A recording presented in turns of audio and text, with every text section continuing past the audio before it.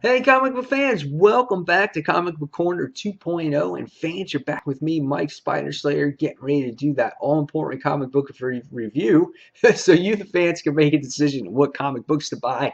And today, fans, we're talking about a new Image comic. This one is written by Faerber, if I say his name correctly, and the art is done by Fran Bueno, and it's called The Graveyard. It's called Graveyard Shift, and that is issue number one. Now, if you guys are not familiar with Mr. Farber's work, he's actually done Noble Causes, and he's also written Dynamo 5. And now I read Dynamo 5 back in the back, and it was a very well done series. I really enjoyed it. It was a superhero type of book, and it was a fun read. So, what did I think about the artwork in this book? Well, based off of the cover, this looked very interesting. We get to see a man looking down at a grave, and then you see a woman behind him. So is she a ghost, or what is the actual, what is the story about? But the artwork is really well done. It's kind of a dark book because it has this supernatural vampire effect in the issue, and but there's a great artwork and really great action in this book. The colors are nice. They don't make it too darkly not make out the characters in here. This is a vampire book. I'm just going to tell you that right now. Our main character, which is her name is Hope Kincaid. She is one of the main people in this book. She's drawn very well. She's very pretty in the book, and when you get to see some really good action scenes in here with some flames going on in the background and blood and whatnot, a vampire's attacking our main character, which is Liam. It is a very well done book to look at. So I was very pleased with the artwork and the coloring and the paneling in this particular issue. So what happened in this book? What was the story of the book? And should you get issue number two? I'm going to tell you right off the bat, yes, you should read this book. You should get issue two because it's very interesting, and you want to see where this story is going to go from here.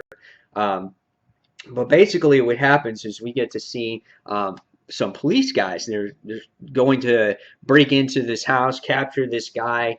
4:30 in the morning. It's the best time to break in. That's the dialogue in the book. I thought was really neat.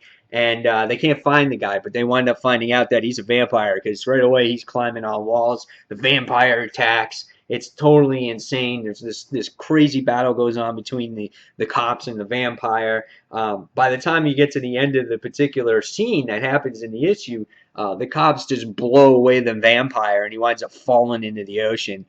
Totally intense. I was like, dude, that's crazy stuff right there. So then what happens after that is you wind up seeing the introduction to our main characters, which is Hope and Liam. And Liam is a detective. Hope is like opening up a gallery or whatnot. And what happens in this issue is, there's some good dialogue between the fiancés, between each other. They're going to be getting married. So there's some good dialogue about when they were dating, and it's very light in the beginning. You can see that they had a good relationship. You get to see Liam, who is talking to Hope about going on a fishing trip with his buddies. And we can see that right here in their picture, and he describes them. But as they're talking, we can find out that every one of his people wound up getting killed.